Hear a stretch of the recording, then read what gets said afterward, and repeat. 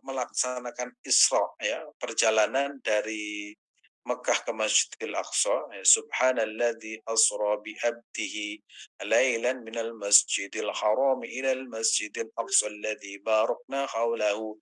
Itu kan sebelumnya itu hatinya dibersihkan oleh malaikat Jibril, hatinya itu kan dibersihkan dengan air Zam-Zam, ya.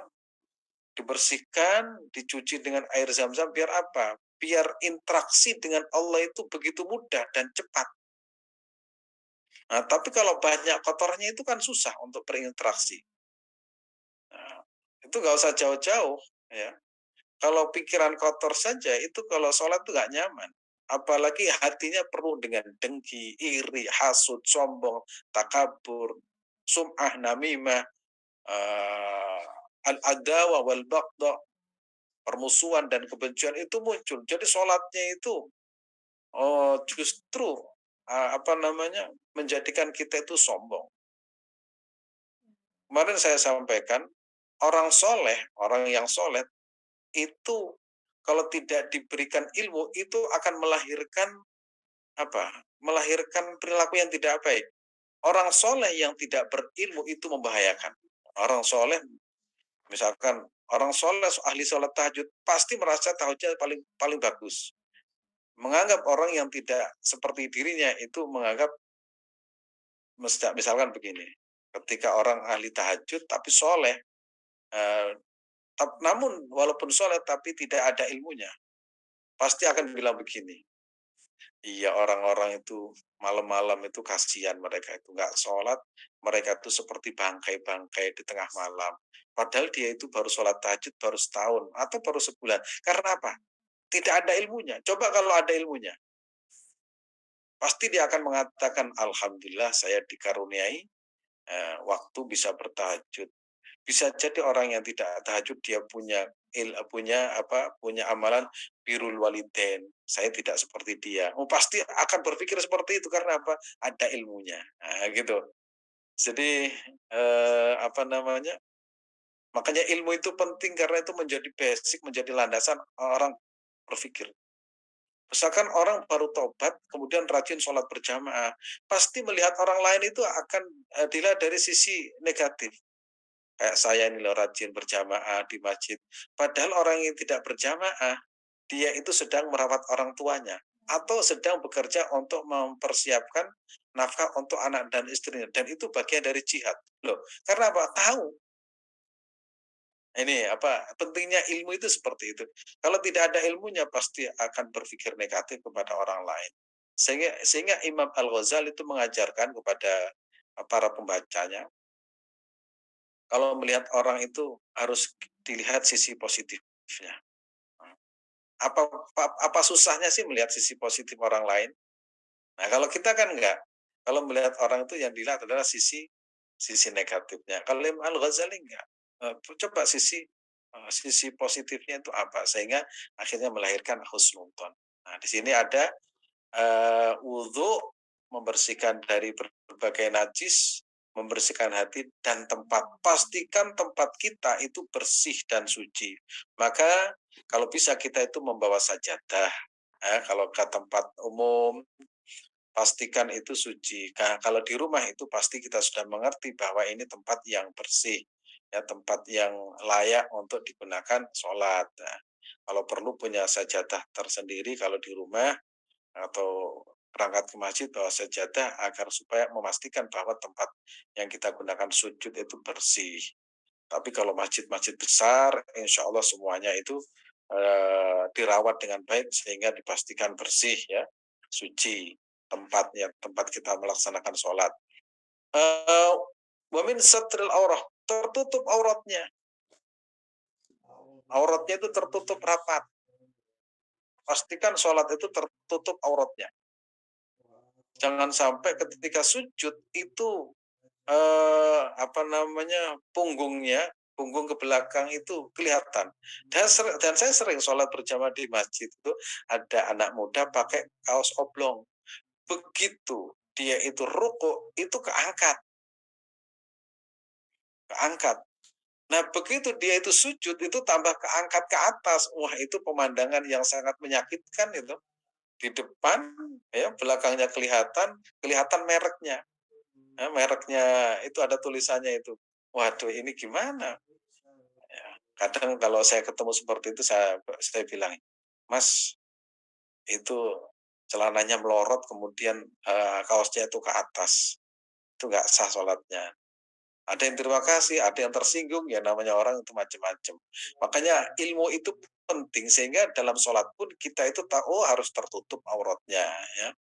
Auratnya itu harus tertutup. Itu rata-rata laki-laki seperti itu. Karena orang suka pakai kaos oblong kan, dan kadang tidak pakai rangkap, ya, apa kaos dalam, sehingga kalau rukuk dan apa namanya duduk tahiyat awal atau tahiyat akhir itu pasti yang di belakang itu kelihatan, ya. Wah, kemudian minas surrati ila rukbah, untuk laki-laki minas surrati ila rukbah.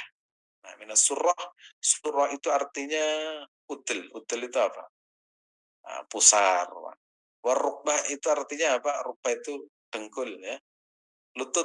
Nah, dengkul itu bahasa Inggrisnya. Ya. Warukbah, dengkul, ya. Dengkulnya itu atau lututnya. Itu aurat bagi laki-laki, ya. Jadi nanti kita sebagai laki-laki pokoknya pusarnya itu terus ke belakang itu harus tertutup. Begitu juga lututnya itu harus tertutup, walaupun di bawah lutut ya, itu kelihatan itu tetap sah, ya. Tapi masa sholat hanya menggunakan itu, kalau perlu sholat itu yang bagus dan berkualitas, bajunya itu bagus, paling bagus, ya, warnanya putih atau warna yang cerah. Nah, kemudian pastikan, ya, biasa kita pakai wangian kalau mau sholat. Makanya saya sering menyampaikan kemana-mana itu bawa parfum. Jadi mau sholat itu diwangikan sini. Itu kesunahannya seperti itu. Tentu saja sikat gigi dulu, ya, biar tidak apa namanya terganggu yang lain. Nah, apalagi habis minum kopi, ya, habis minum kopi kemudian bersin-bersin. Oh, itu kan sampingnya itu bau itu. Wah, ini habis minum kopi ini. Nah, atau habis minum makan coklat kemudian sholat. Wah, itu sisa-sisanya masih terasa itu. Begitu bersin sampingnya itu ya kena imbasnya.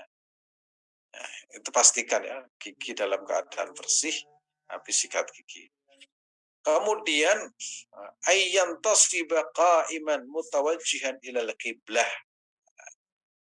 Nah, di sini hatinya bersih, tempatnya sholatnya juga demikian, auratnya juga tertutup rapat, ya. Dari lutut sampai pusar, hendaknya ia berdiri dengan tegak menghadap kiblat. Nah, ini gagah. Jadi menghadap kiblat itu dalam posisi menghadap kiblat, nah, itu dalam kondisi gagah karena kita akan menghadap Allah Subhanahu wa taala. Jangan kemudian kelihatan apa namanya? Bahasa Jawanya itu ngelentruk, ya, lemes, tidak berdaya, mutawajjihan. Nah, di sini disebutkan, ya, disebutkan di sini itu mutawajjihan, ya. Ayyantasiba qa'iman mutawajjihan ilal qiblah, berdiri tegak mutawajjihan ilal qiblah, menghadap kiblat. Kemudian wa yurawihu baina qadaimihi wa yurawihu baina qadamaihi. Nah, di situ disebutkan juga wa yurafu baina qadamaihi, ya. Dan hendaknya ia menerangkan, menerangkan kedua telapak merenggangkan kedua telapak kakinya. Jadi kalau bisa jangan rapat. Saya sering ini merenggangkan, ya. Saya sering sholat itu di belakang itu melihat orang sholat kakinya itu dirapatkan. Nah, itu sering saya temukan, tapi tetap sah sholatnya hendaknya. Maka di sini hendaknya ayyantasiba qa'iman mutawajjihan ilal qiblah wa yuraq baina qadai wa la yadhumha albattah, ya. Kemudian kakinya itu jangan dirapatkan, Ya, jangan dirapatkan, tapi direnggangkan. Oh, cukup apa? Merenggangkan sesuai dengan ini, sesuai dengan tubuh kita. Jadi kalau tubuh kita seperti ini, ya kira-kira lurus ke bawah. Jangan sampai melebihi dari tubuh kita. Akhirnya apa? Kata orang Jawa itu begagah. Itu akhirnya hampir 1 meter sendiri kanan kiri. Itu tersinggung kaki kanan. Yang di kanan juga tersinggung, yang di kiri juga tersinggung.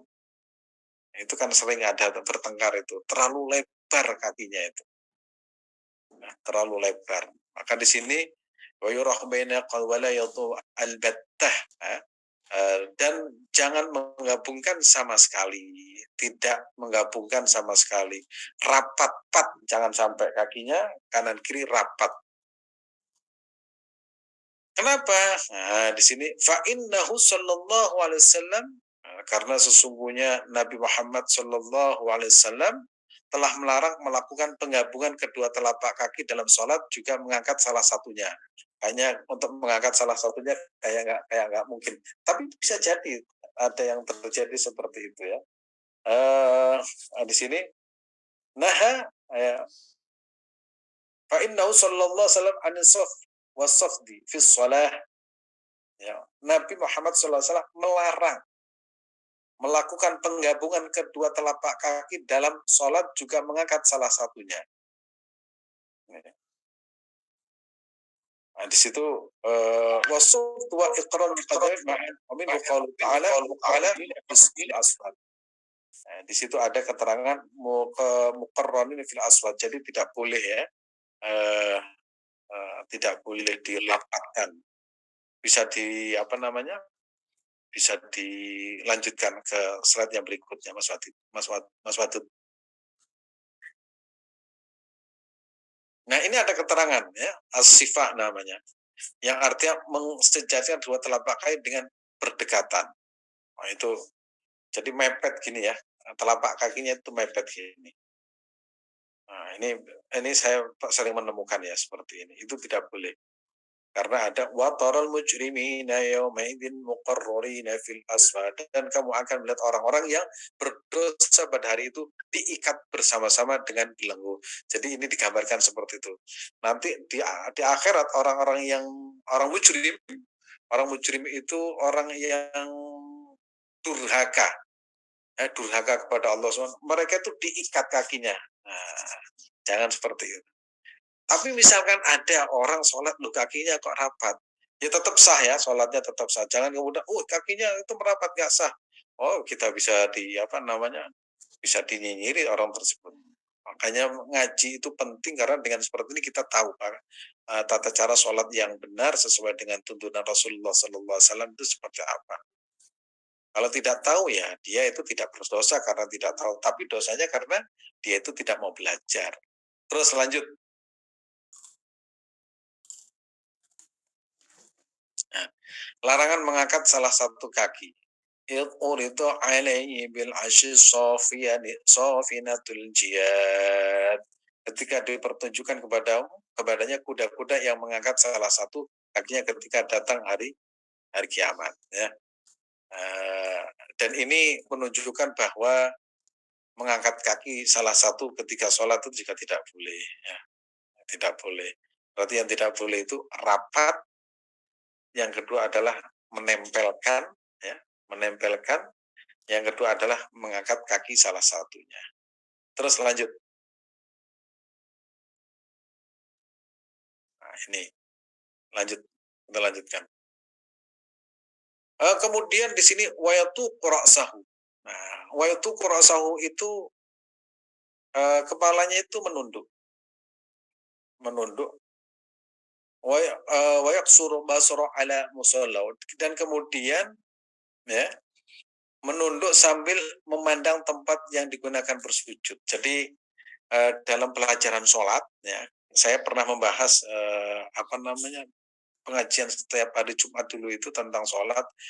Kita itu dianjurkan ya, kepala kita itu tatkala berdiri itu, kepala kita itu melihat ke tempat sholat, merunduk gini, kemudian mata kita itu melihat tempat sujud.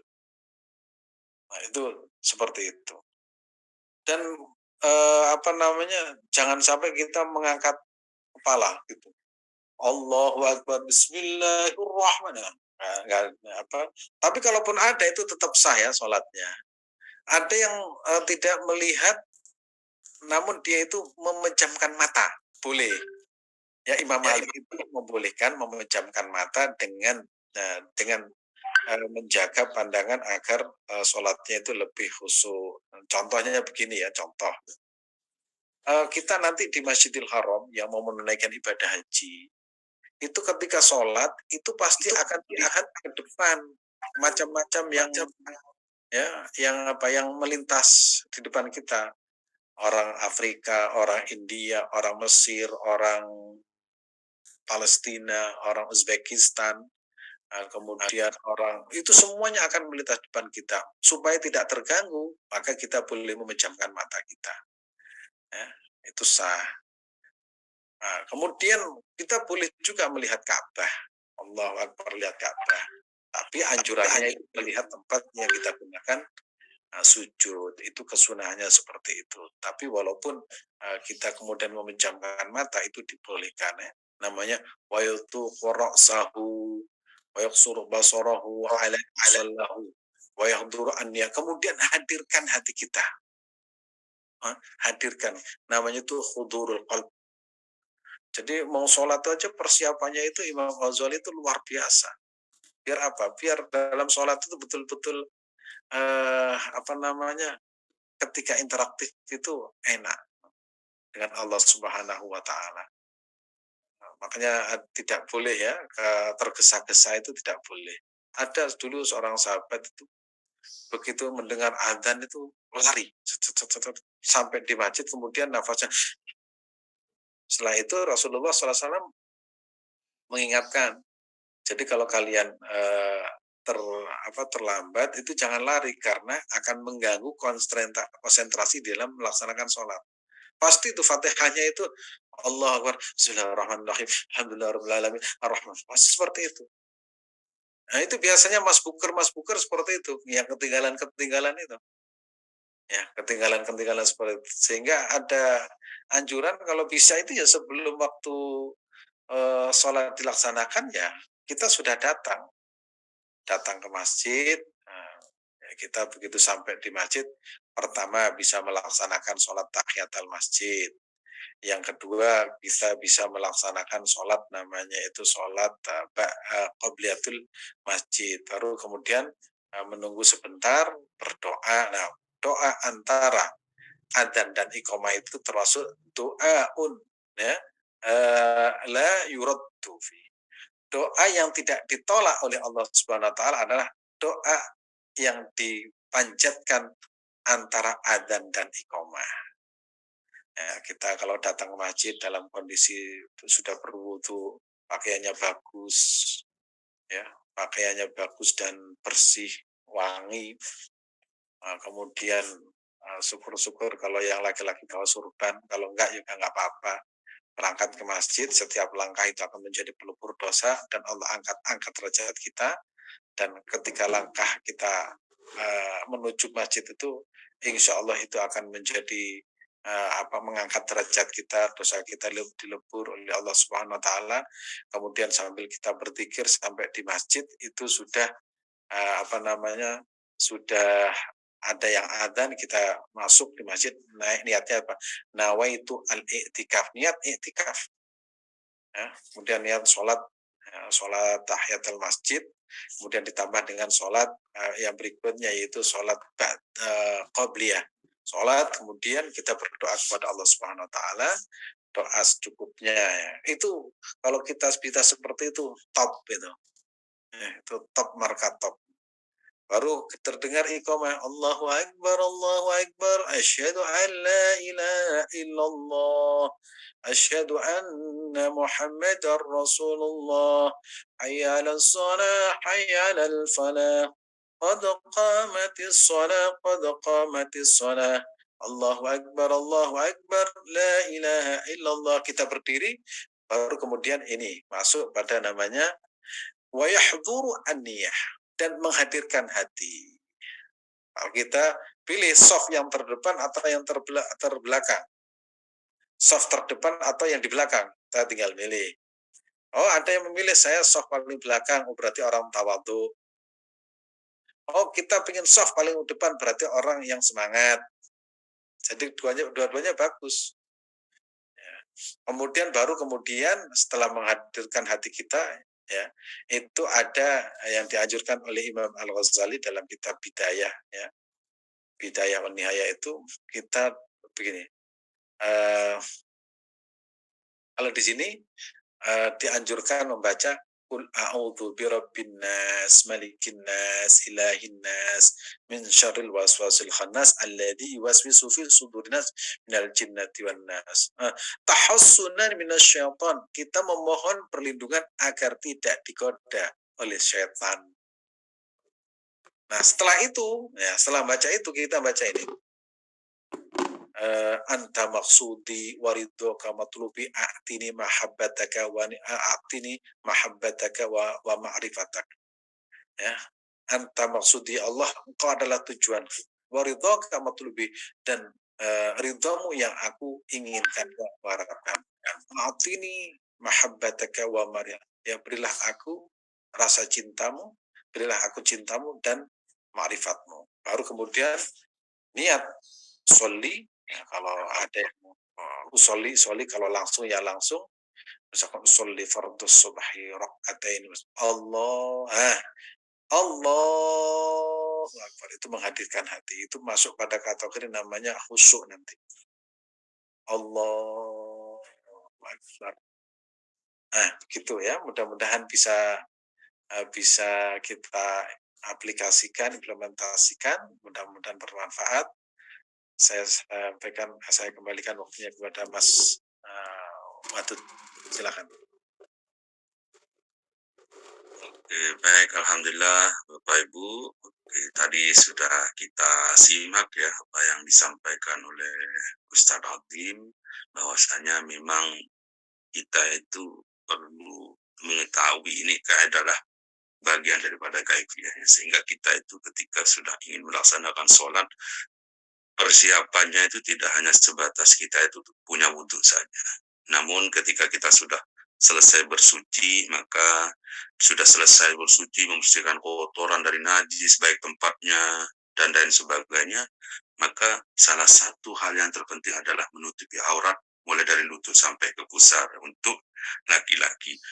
Namun kadang-kadang kita tidak menyadari, apalagi jemaah anak muda yang sekarang, apalagi sekarang itu sudah banyak baju-baju yang bergambar dan sebagainya, itu mudah dipakai, yang penting kata mereka suci dan boleh dipakai, sedangkan itu juga akan mengganggu.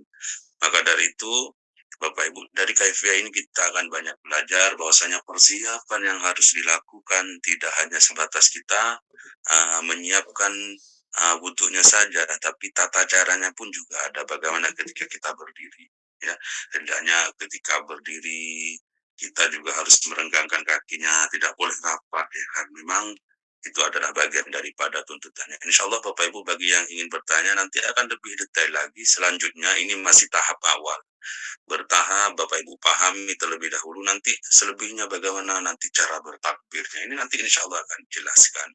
Baik Bapak Ibu semuanya, kita akan masuk kepada pertanyaan. Ini kita akan coba bacakan pertanyaan Ustaz nih dari sebentar Ustaz. Kalau bolehkah sholat memegang mushaf Ustaz? Nah, ini gimana? Ada yang mengatakan tidak boleh karena harus lihat ke tempat sujud. Mohon tanggapannya Ustaz.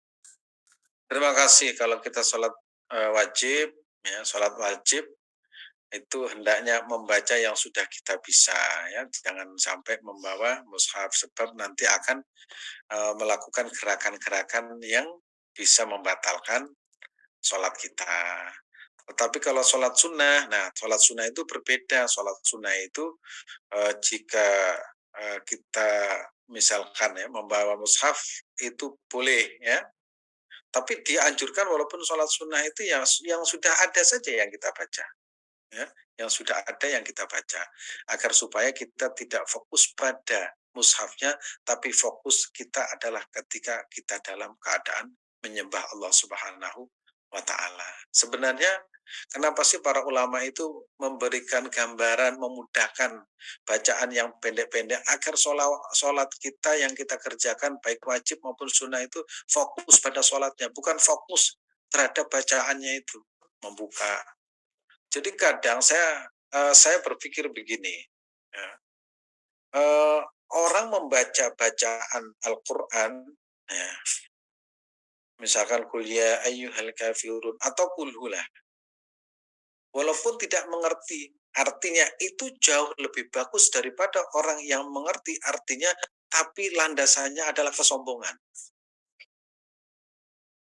Orang dulu itu sholat itu ya datang ke masjid, itu sudah menjadi seorang hamba, perintah sholat dilaksanakan. Orang sekarang itu kan agak lumayan lumayan beda lah. Misalkan kita harus ngerti, yang mengharuskan ngerti itu loh siapa.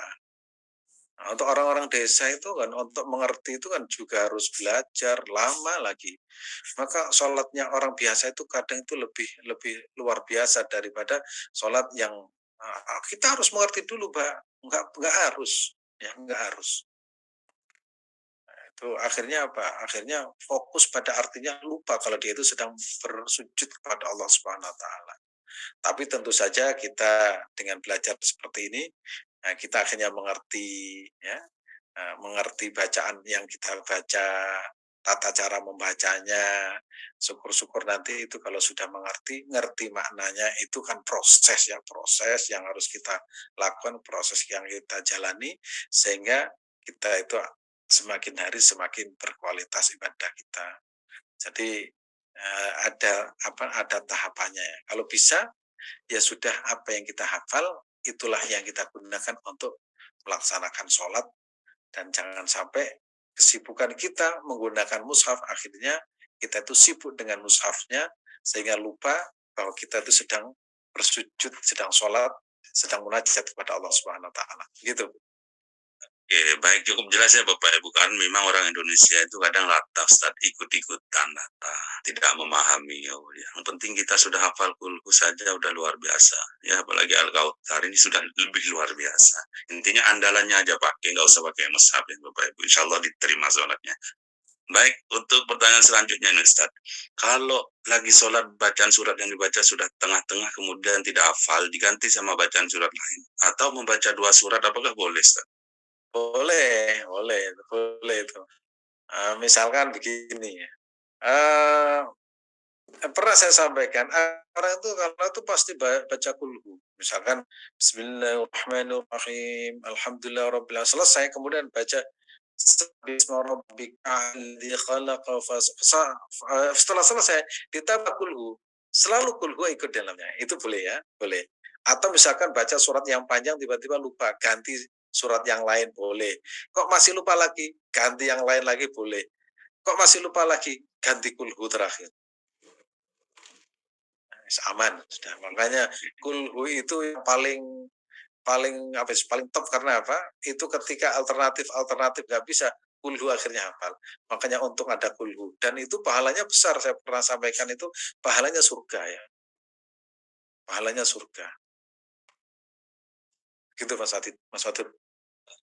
Jelas ya Bapak Ibu ya. Intinya lupa, lanjut lagi, ganti lagi. Yang penting ketika lupa berkali-kali jangan nangis ketika sholat. Apalagi jadi imam ya. Baik, pertanyaan selanjutnya Ustaz. Mohon doanya Ustaz sebelum sholat. Sebelum sholat tadi saya sampaikan ya, kalau bisa ya. Sebelum sholat kita berdiri sudah siap ya. Qul a'udzu birabbin nas, malikin nas, ilahin nas, min syarril waswasil khannas alladzi yuwaswisu fi sudurin nas minal jinnati wan nas, katanya Imam Al-Ghazali, tahassunan ya, memohon kepada Allah agar supaya dijaga dari godaan setan. Yang berikutnya baca gini, anta maksudi warido kamatuli, anta, engkau ya Allah maksudi, tujuanku, tujuan utama, warido kamatuli, dan ridhamu adalah yang aku inginkan. A'tini mahabbataka wa maghfirat wa ma'rifataka. Berilah aku cintamu dan ma'rifatmu. Baru usolli fardhu dhuhri, usolli fardhu maghribi, usolli itu baru. Yang tidak pakai usolli langsung Allahu Akbar. Nah, ketika Allahu Akbar itu kita itu langsung interaksi dengan Allahu Akbar. Nah, ini insyaallah ya. Nanti saya tuliskan. Saya tuliskan. Ya, berarti sebelum niat Bapak Ibu berarti tidak masalah, nggak apa-apa membaca surat Qul a'udzu birabbin nas untuk melindungi Ustaz dari godaan setan tentunya agar Bapak Ibu Tahassunan, lebih fokus. tahassunan minasyaiton. Oke, baik, alhamdulillah jelas. Baik, untuk selanjutnya, tetangga saya sholat berjamaah di masjid ketika imam sudah baca Fatihah hampir selesai, dia baru takbir. Padahal dia sudah berdiri di shop pada saat takbiratul ihram. Sepertinya dia banyak membaca sunnah-sunnah sehingga ketinggalan takbiratul ihram bersama imam. Apakah ini dibolehkan? Nah, tetap sah tapi tidak dianjurkan ya. Jadi kita harus mendahulukan yang wajib daripada sunnah. Misalkan begini, kita masih baca-baca, misalkan sunnahnya baca Qul a'udzu birabbin nas, kemudian doa. Sementara imam sudah takbir, maka kita akan ketinggalan momentum istimewa. Jadi kalau bisa begitu imam takbiratul ihram Allahu Akbar, kita segera, karena apa? Biar kita dicatat sejak awal takbiratul ihram itu bersama imam. Nah, jangan sampai kita itu ingin mendapatkan kesunahan tapi ketinggalan wajib, sama dengan orang yang berburu dengan ikan kakap tapi dapat hasil ikan kecil, atau kita itu mencari kambing tapi kehilangan sapi. Itu biasanya kalau Ramadan orang itu menikmati buka bersama, lupa dengan berjamaah. Itu sama dengan berburu ayam kehilangan sapi. Sama ilustrasinya. Kalau imam Allahu Akbar, kita langsung mengikuti Allahu Akbar agar supaya apa? Sejak awal kita bersama imam. Jangan sampai setelah imam itu hampir baca Al-Fatihah selesai, kita baru takbiratul ihram. Allahu Akbar. Berarti kita rugi. Rugi apa? Rugi tidak mendapatkan fadilah mendapatkan surat Al-Fatihah secara penuh bersama imam. Begitu caranya. Tapi tetap sah sholatnya, tetap sah. Oke, jelas ya Bapak Ibu ya. Mudah-mudahan membantu menjawab. Baik, selanjutnya, kadang rambut keluar dari jilbab, apakah rambut kita termasuk aurat, Ustaz? Nah, iya.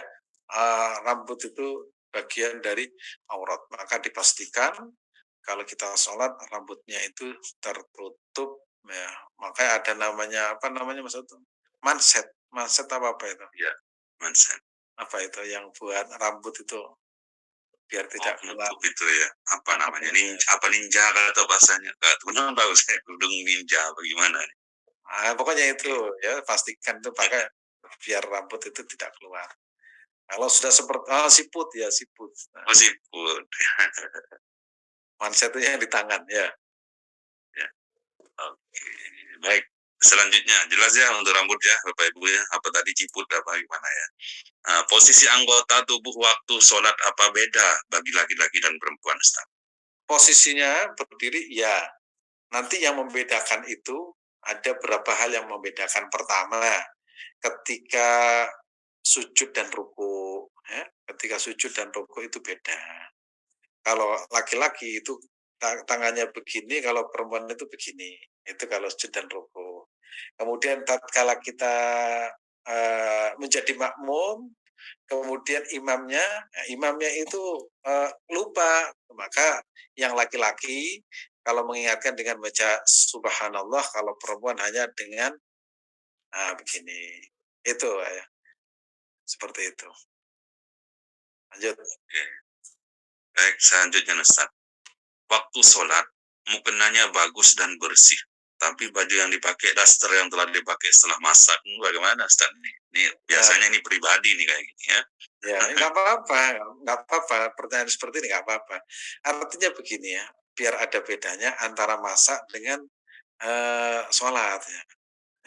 Biar apa ya? Antara mukena dan itu bagus lah ya. Pertanyaan seperti ini bagus ya. Makanya kalau sholat saya pribadi loh, saya pribadi, itu begitu misalkan bangun malam atau sebelum subuh, itu sarung yang digunakan tidur itu saya ganti ganti. Biar apa, biar, kita inilah, apa namanya, biar kita itu beda lah dengan antara tidur dan, sholat itu biar beda. Kemudian setelah wudhu bersih, mau sholat tuh biasa, ada parfum itu ya, biar ada bedanya lah dengan seperti itu. Tapi tetap sah misalkan, yang penting kan suci ya, yang penting kan suci. Ya, yang penting suci dasternya, sarungnya yang penting suci. Ya, itu syarat mutlaknya itu suci. Tapi kalau pingin yang bagus ya seperti itu. Bahkan ada yang setiap malam itu mandi. Ada itu orang yang setiap mau sholat tuh mandi apa?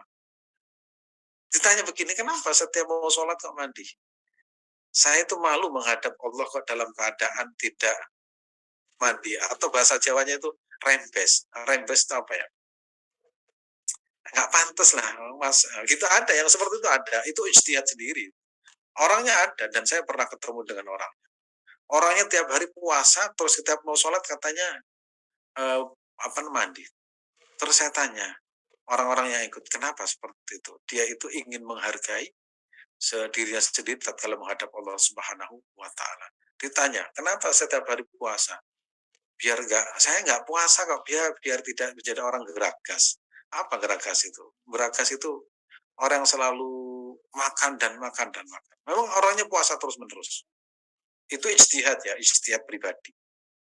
Ijtihad pribadi. Ada yang seperti itu. Kalau bisa memang daster dan mukenanya itu sama-sama bersih, ya, cuci, dan tentu saja yang tidak digunakan untuk apa namanya, masak, apalagi masak terus nyambel, ya, nyambelnya itu sambal terong atau sambal terasi, itu bisa satu kampung bau itu. Itu lanjut. Oke, baik. Kalau niat di dalam sholat pakai bahasa Indonesia boleh tidak, Ustaz? Niat, yang niat itu kan dalam hati ya. Niat itu dalam hati.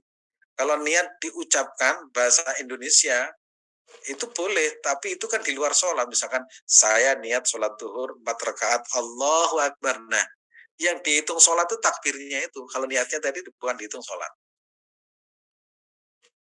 Gitu, gitu maksud. Oke, baik. Kalau perempuan, sholat kakinya harus direnggangkan juga enggak, Mas? Ya direnggangkan. Pokoknya tidak boleh rapat ya, tidak boleh rapat. Tidak boleh rapat. Itu bagi laki-laki dan perempuan. Tapi ya jangan terlalu melebar. Gitu. Lanjut. Oke, baik. Pertanyaan selanjutnya, apakah kita mendoakan orang yang telah meninggal dan sudah haji, apakah mendoakannya sertakan hajinya atau tak perlu, Ustaz? Kalau orang yang meninggal sudah haji, kita sebutkan hajinya, khususon ilah haji, misalkan, Ustaz. Ya nggak apa-apa itu, nggak apa-apa. Boleh-boleh saja. Disebutkan boleh, nggak disebutkan ya boleh. Tapi yang jelas itu namanya, ya namanya. Dan sering saya sampaikan nama dan sekaligus orang tuanya. Itu biasanya disebutkan misalkan Abdul Wadud bin Husain, Abdul Wadud bin ya. Itu biar nyambung bahwa ini adalah anak si A.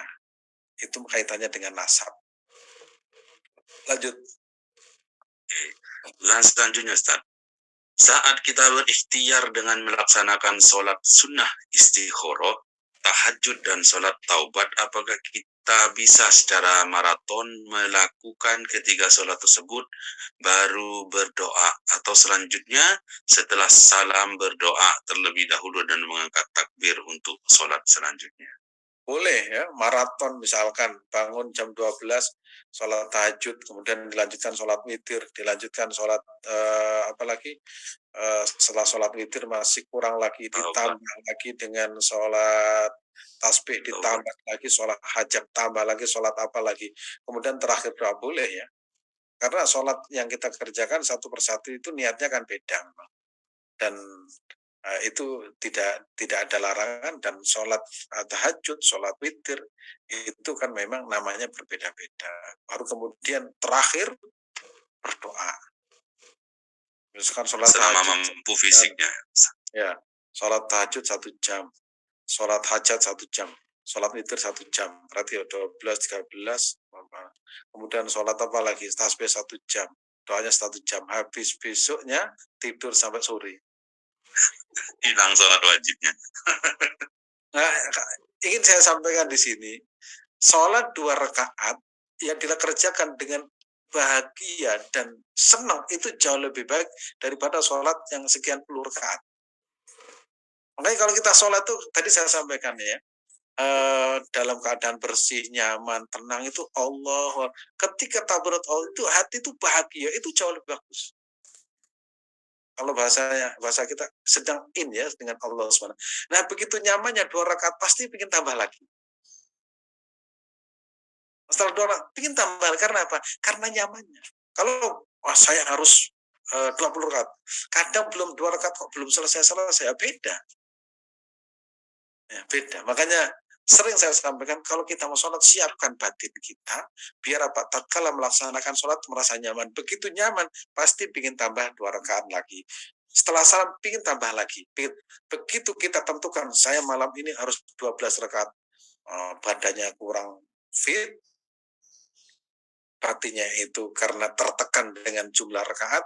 Begitu Allahu Akbar, kok belum selesai ini kok terlalu lama. Karena apa? Batin kita itu tadi itu dipaksa. Tapi kalau dalam keadaan nyaman, tenang, kondisi itu bersih, kemudian segar, itu pasti itu akan imbuh lagi ya. Imbuh lagi itu nambah lagi. Kok enak sholat ini, ya Allah terima kasih, berdiri lagi, sholat lagi. Assalamualaikum warahmatullahi wabarakatuh, berdiri lagi. Tiba-tiba kok sudah sampai 200 rakaat, kayaknya nggak mungkin lah 200, paling ya 20. Ya persiapan batin kita. Itu Mas Watu. Oke, baik. Sampai jam berapa nih, Ustaz? Ini masih banyak banget pertanyaan nih. Oh ya nggak apa-apa, sampai jam 7. Ya, oke, kita bacakan ya. Nah, nanti misalnya ada yang nggak lewat, kita tanyakan di waktu berikutnya karena masih bab sholat juga. Baik, pertanyaan selanjutnya nih, Ustaz. Berapa jumlah sholat sunnah qobliyah ba'diyah? Karena ada perbedaan dari beberapa pendapat yang saya terima.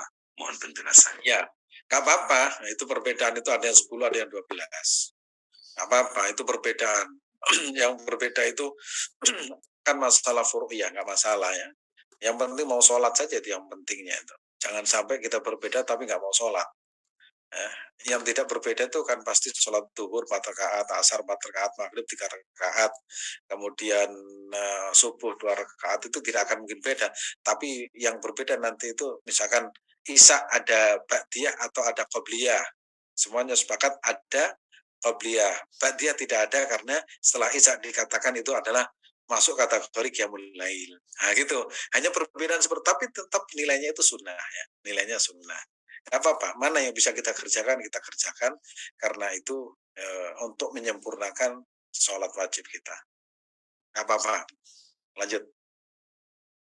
Baik, selanjutnya, betulkah menguap pada waktu sholat membatalkan sholat?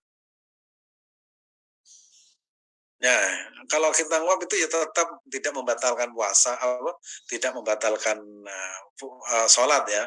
Tapi ya kan dulu masa sholat itu, gitu kan, itu menunjukkan tidak siap di dalam beribadah sholat. Tapi tetap sah ya, tetap sah. Ya, tetap sah. Sholatnya tetap sah. Jangan kemudian, kamu menguap sholatnya nggak sah, itu kurang piknik gitu. Ya tetap sah ya, sholatnya tetap sah. Tapi memang kalau kita sholat itu memang makanya harus berwudu, harus ini dan itu, biar sholat itu dalam keadaan nggak ngantuk lah. Persiapan. Lanjut, lanjut. Oke, kalau mohon penjelasannya Ustaz tentang tata cara sholat tasbih. Nah, nanti saya kirimkan aja. Apa namanya? Ini perlu waktu agak lama ini. Oke, baik, kita lanjut ya. Sholat hanya menggunakan CD, tidak menggunakan baju langsung mukena, boleh tidak Ustaz? perempuan. Boleh, yang penting tertutup rapat. Tertutup rapat. Kecuali hanya tidak pakai sarung, hanya pakai itu nggak sholat itu namanya. Mau mandi gitu. Pantai itu, mau renang. Oke, baik, pertanyaan selanjutnya. Ketika sholat berjemaah, apakah untuk wanita bahu dengan bahu jemaah sebelahnya harus nempel seperti laki-laki? Tidak harus ya, yang penting apa namanya ada apa namanya berusaha itu apa namanya rapat tapi tidak harus nempel ya, tidak harus nempel. Kadang orang itu ya kalau ditempelin itu kadang risih. Ya pokoknya yang seperti umumnya lah di Indonesia seperti itu. Tidak berlebihan lah, tidak berlebihan. Oke, baik. Selanjutnya ketika sujud, Ustaz, bagaimana jika kain mukena yang kita pakai menghalangi wajah kita dengan tempat sujud? Nah, itu sering menjadi pertanyaan ya. Mukena menghalangi tidak apa-apa menghalangi. Yang tidak boleh itu misalkan rambutnya, rambut di sini ya, rambut atau apa ya, misalkan ada penghalang ya, penghalang sujud itu ada penghalang. Tapi kalau mau kena itu kan apa namanya tidak seperti rambut menghalangi. Hanya saja itu mungkin karena ke apa namanya kena kakinya atau kena tangannya itu tetap nilainya itu sujud. Itu boleh dan tetap insya Allah sah. Baik, selanjutnya ini diborong nih oleh Pak Supraptono nih. Pertanyaan pertama, pada duduk tahiyat awal atau akhir, apakah posisi jempol kaki kanan harus ditekuk? Tidak harus Yang ya, pertama. tidak harus ya. Oke. Tidak harus. Oke, yang kedua, Tapi Ustaz. umumnya itu seperti itu. Ya, biar ada bedanya antara tahiyat awal dan tahiyat akhir. Tapi itu tidak wajib ya. Sekali lagi tidak wajib ya. Itu namanya sunnah. Nanti kalau wajib, mau itu kan bahaya. Ada sekian juta orang yang tidak sah sholatnya gara-gara kita mewajibkan sesuatu yang tidak wajib. Ya tetap sah sholatnya. Dan alhamdulillah orang Indonesia sudah diajari sejak kecil. Jadi secara otomatis kalau kita perhatikan di Masjidil Haram itu yang paling rapi sholatnya itu orang Indonesia. Nah, kalau orang Arab itu kan asal-asalan. Kadang itu kuat tiba-tiba duduk di kursi sholat itu. Kalau orang Indonesia walaupun tua tetap berusaha berdiri. Yang kedua, apakah jika duduk tahiyat awal dan akhir tidak harus sama? Tidak harus sama, ya tidak. Kalaupun sama tetap sah ya, tetap sah. Kalaupun sama tetap sah. Ya. Tapi mestinya itu duduk awal dan akhir itu berbeda. Tawaruk dan iftiras tadi itu. Agar juga ketika bermakmum ingin mengikuti tahu posisinya, Ustaz ya. Iya. Oke, selanjutnya yang ketiga, ini diborong masalahnya. Kalau sakit karena duduk kaki kiri menekuk, apakah boleh duduk tahiyat akhir sama duduk tahiyat awal? Ini masih Boleh. seputar duduk ya. Apalagi sakit, duduk di kursi saja boleh, sakit ya. Karena syaratnya sholat bagi orang yang sehat itu berdiri kan sholat wajib. Kalau tidak bisa berdiri, duduk. Kalau tidak bisa duduk, berbaring ya. Kalau tidak berbaring, itu hanya menggerakkan mata atau menggerakkan apa namanya jari. Kalau tidak bisa ya segera dibawa ke makam. Nah, kalau sudah nggak bisa bergerak sama sekali berarti kan sudah innalillah. Oke, baik. Pertanyaan selanjutnya ini menarik, pertanyaan selanjutnya, Ustaz. Kalau perempuan sholat 5 waktu, apa cukup di rumah saja atau ke masjid? Apakah pahalanya sama? Karena kalau di Mekah itu maunya sholat di masjid terus, tapi setelah pulang maunya di rumah, Ustaz. Nah, ini keutamaan seorang perempuan itu kan hadisnya itu sholat di rumah, tidak berjamaah di masjid karena takutnya apa menimbulkan fitnah. Nah, itu kalau misalkan yang masih muda dan memang bisa menggoda, misalkan cantik, menarik, kalau Mas Watu itu melihat itu bisa pingsan, itu jangan ke masjid.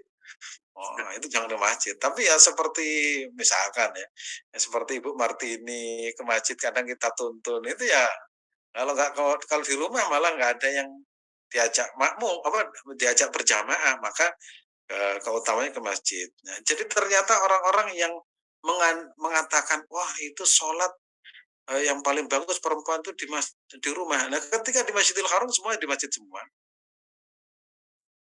Nah, jadi hukum itu keutamaan di rumah itu karena khawatir menimbulkan fitnah. Itu kekhawatirannya seperti itu. Tapi kalau misalkan sudah tua ya sudah di masjid, nah itu lebih bagus karena apa? Bisa berjamaah. Kalau di rumah tidak punya imam yang untuk berjamaah. Begitu.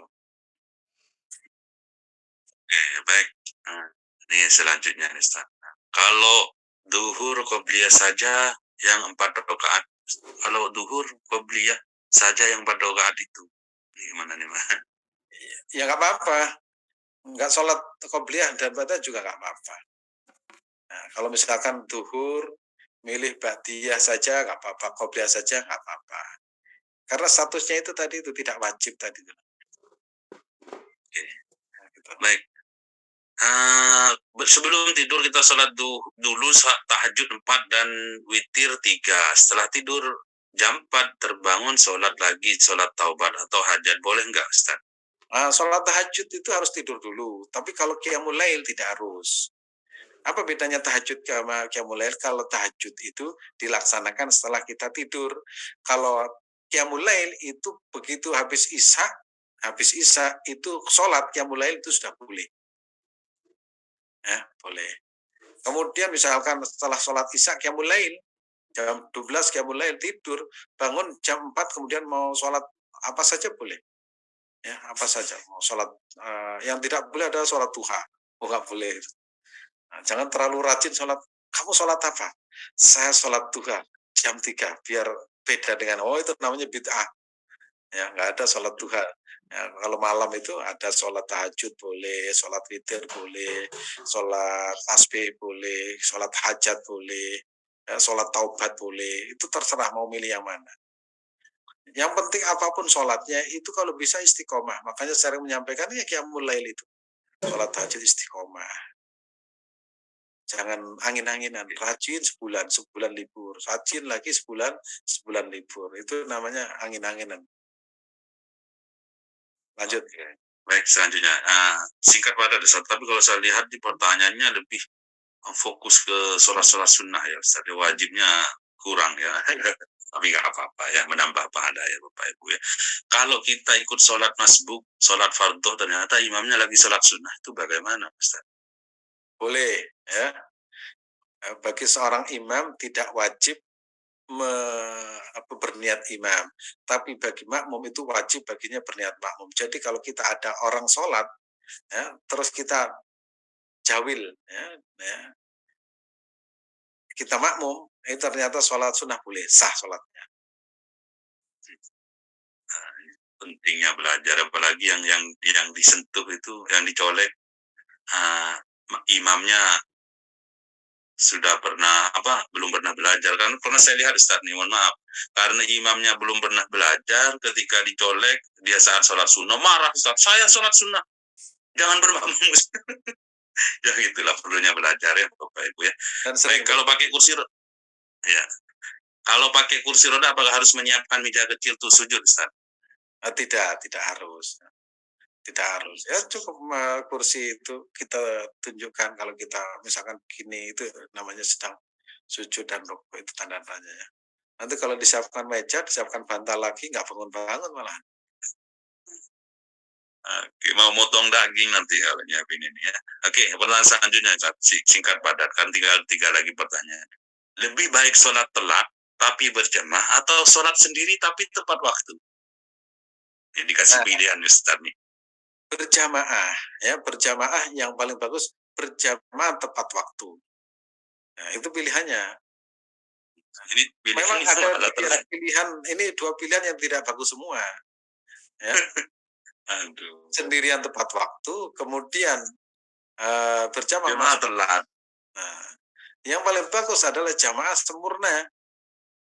Nah, kan ada pilihan seperti itu. harus dibuat. Jadi saya menyampaikan di sini, berusaha pokoknya berjamaah. Dalam kondisi apapun, walaupun dapat, terakhir kita berusaha mencari jamaah. Karena itu fadilahnya jamaah itu luar biasa, luar biasa. Sehebat-hebatnya orang sholat sendirian, itu tetap pahalanya ya hanya satu. Kalau ada kekurangan, itu tidak akan sempurna. Nggak, misalkan begini, saya kok lebih seret sholat sendirian khusyuk. Loh, akan jauh lebih baik sholat berjamaah. Karena apa? Ketika berjamaah, di antara para jamaah itu ada yang hatinya itu nyambung dengan Tuhan. Kalau sendirian, itu belum tentu khusyuk, bisa jadi lama itu karena memikirkan yang lain. Oh, itu pasti tuh kalau sendirian. Apalagi model-model seperti kita. Ya, saya tidak yakin orang-orang seperti kita itu kalau sholat sendirian khusyuk, biasanya ya mikirkan yang lain. Takbiratul ihram, berdiri lama itu bukan karena lamanya, itu karena berselancarnya kemana-mana. Tapi kalau berjamaah kan enak, kolektif ya. Bisa jadi memang sholat kita itu kekurangan, tapi samping kita itu khusyuk. Jadi saling melengkapi, makanya dianjurkan tetap berjamaah. Gitu. Baik, selanjutnya Ustaz, sholat witir, kemudian bila sudah sholat witir kemudian nggak bisa tidur sampai jam 12. Apakah boleh sholat qiyamul lail? Bagaimana Ustaz? Boleh, ya, misalkan habis witir nggak bisa tidur, sholat sepuasnya. Ada sholat qiyamul lail, ada sholat apalagi, ada sholat sunnah mutlak sampai subuh nggak apa-apa. Yang penting kuat, yang penting kuat. Ya, yang penting itu kuat dan semangat. Jangan sampai sholat witir kemudian sholat qiyamul lail begitu subuh tidak kerja. Oh, itu bisa dipecat itu.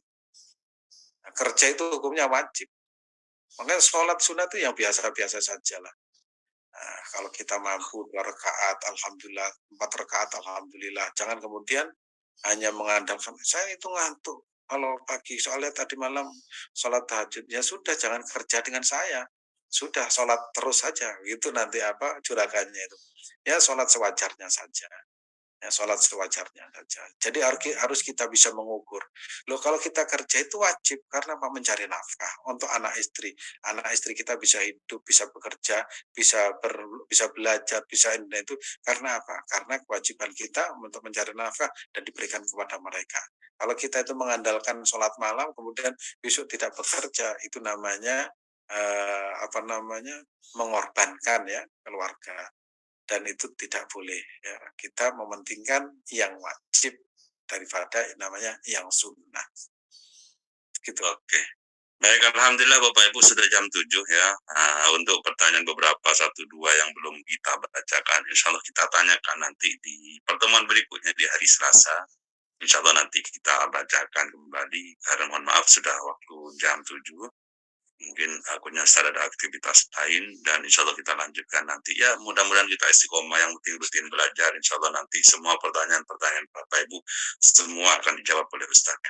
Dan alhamdulillah terkait masalah bab sholat semuanya berhubungan dengan sholat semuanya sudah Bapak Ibu tanyakan. Namun lebih tertariknya di sini saya lihat itu lebih kepada sholat sunnahnya ya Bapak Ibu semuanya. Kayaknya memang kalau sunat itu dia pahalanya luar biasa sehingga berbondong-bondong semuanya bertanya terkait masalah pahala daripada sholat sunnah. Wajibnya pun satu pun tidak ada yang disentuh. Tapi insya Allah ya Ustaz tetap ya walaupun yang penting jangan sampai meninggalkan ya Ustaz ya, sholat 5 waktu tersebut. Karena wajib sudah selesai. Ya, wajib sudah selesai. Tapi yang penting masalah sholat wajib itu rukun dan wajibnya itu dan sunnahnya betul-betul kita kerjakan. Insya Allah itu walaupun tidak sholat sunat, insya Allah menjadi jalan menuju surga. Sholat sunnah itu untuk menyempurnakan kewajiban kita yang mungkin masih ada yang tidak sempurna. Gitu. Oke, baik. Alhamdulillah sudah Bapak Ibu. Kita akan tutup kajian pada pagi dengan doa. Mudah-mudahan berkah, Ustaz sehat, Bapak Ibu sehat, istiqomah terus ikut kajian rutin ini insya Allah. Mudah-mudahan ilmunya barokah untuk keluarga, untuk Bapak Ibu juga semuanya. Baik, silakan Ustaz untuk ditutup dengan doa. Terima kasih. Ya, kita berdoa kepada Allah Subhanahu wa taala. Mudah-mudahan Allah mudahkan semua urusan kita. Allah panjangkan usia kita untuk taat kepada Allah Allah berikan kemudahan dari berbagai kesulitan. Jika rezeki jauh didekatkan, jika rezeki sulit dimudahkan, jika rezeki di atas Allah turunkan, dan jika rezeki itu ada kotoran, Allah bersihkan. Amin ya rabbal alamin. Bismillahirrahmanirrahim. Walillahil asmaul husna fad'uhu biha. Wallahu alladzi la ilaha illa malikul quddus salamul mu'minul muhaiminul azizul jabbar. المتكبر الخالق البارئ المصور الغفار القهار الوهاب الرزاق الفتاح العليم القابض الباسط الخافض الرافع